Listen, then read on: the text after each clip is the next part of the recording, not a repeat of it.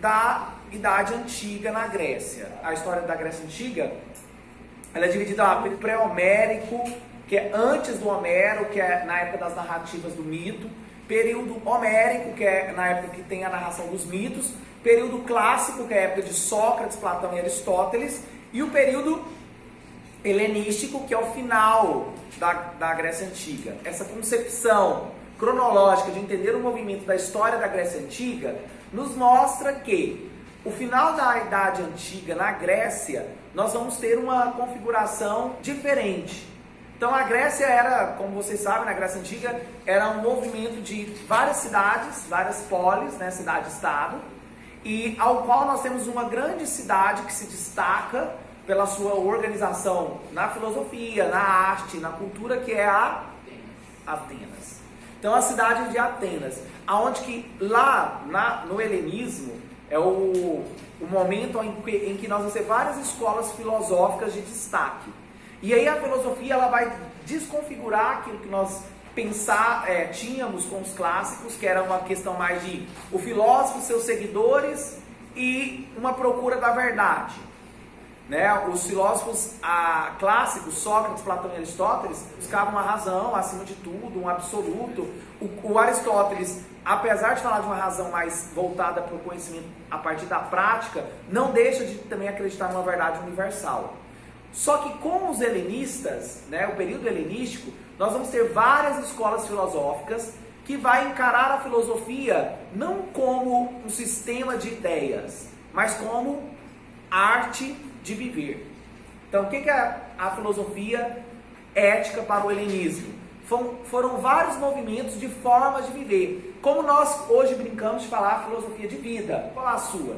E aí eu preciso que vocês levem os conceitos principais de cada uma delas.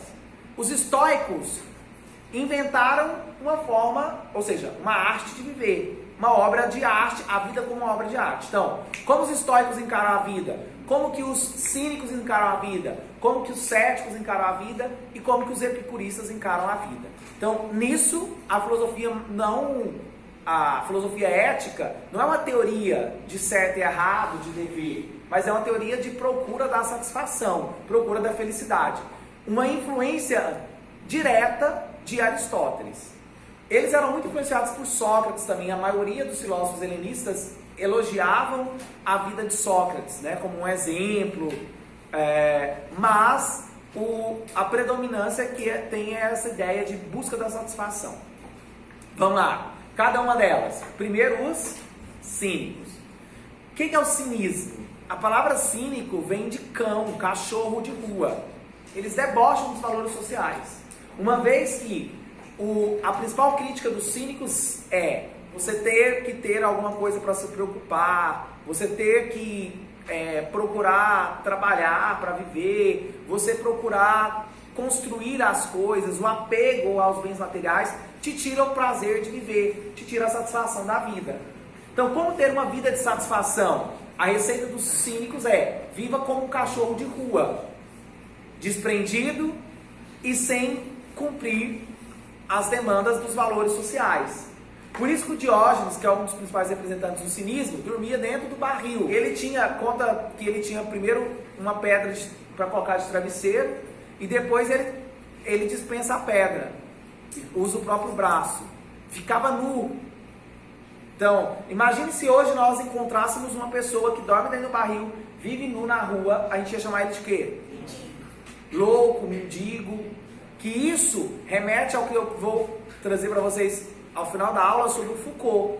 Como que o louco ele é maltratado, contém spoiler da redação, como que o louco ele é maltratado ao longo da história.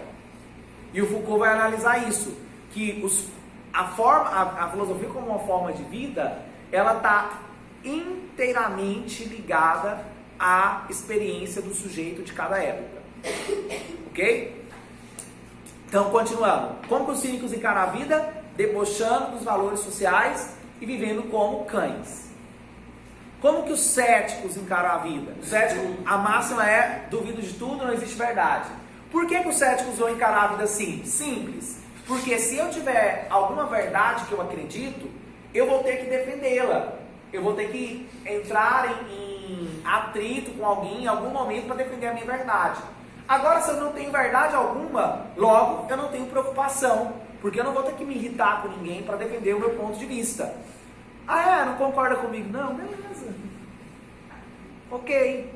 Se você fizer isso, você vai para o inferno. Não acredito no inferno. Então pronto. Você acaba de invalidar qualquer angústia. Por quê? Eu sou cético, não acredito em nada. Então tudo que você tentar me acusar, ou tudo que você tentar dizer, tem que ser assim. Eu vou dizer, não acredito. Então eu invalido tudo. Por isso que os céticos são, olha, a melhor forma de não se angustiar, não ter uma vida tumultuada, ou seja, ter a paz interior, porque os filósofos helenistas falam aí da ataraxia, que é você ter o seu eu no eixo. Aí também vamos ter os estoicos, eu falo dos estoicos primeiro, que fazem a mesma questão. Qual que é a melhor forma de não se angustiar com a vida? Parar de se preocupar com ela. É a filosofia do Zeca Pagodinho, os estoicos. Deixar a vida me levar. Vida leva eu. Porque os estoicos, a máxima deles é: tudo tem um momento no universo. É quase esses livros de autoajuda que a gente encontra por aí. Está escrito lá assim: tudo termina bem, se não está bem é porque não terminou. Essa é a forma estoica de encarar a vida. Uma forma de acreditar que o universo tem o seu momento, que as pessoas têm uma energia, né? Ou que tem um lugar, um momento para tudo. É o homem religioso, judaico-cristão, que segue a Bíblia, vai ser aconselhado a ser estoico, né? A ideia da predestinação, Deus sabe o que está fazendo, está tudo escrito, é simplesmente para você não se angustiar. Que é essa forma de encarar a vida. Eclesiastes capítulo 3 ou 13, né? Para tudo tem um tempo debaixo do céu. Tempo para plantar, tempo para colher. Então não se angustie. Né? Liga um foda-se e vai. É a ideia de submeter-se, aceitar a vida. Então como os estoicos, qual que é a receita dos estoicos para a felicidade? Aceita, deixa a vida levar, tudo tem um fluxo. Eles falam que tudo tem um fluxo no mundo, no cosmos, no universo. Então, deixa fluir, deixa acontecer. E aí, por fim, os epicuristas.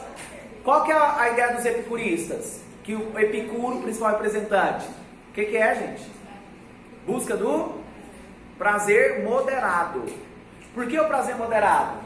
Porque assim como Aristóteles fala que essa felicidade na antiguidade, ela precisa da justa medida. O que é a justa medida? O que é de mais passa e o que é de menos falta. Então, eu não posso ser corajoso demais, porque isso não é virtude. Se eu sou corajoso demais, eu vou acabar entrando em uma briga que eu não dou conta de ganhar.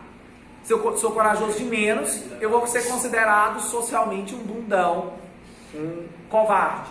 Então, a questão dos epicuristas de buscar o prazer moderado é aquilo que Aristóteles aconselha sobre justa medida.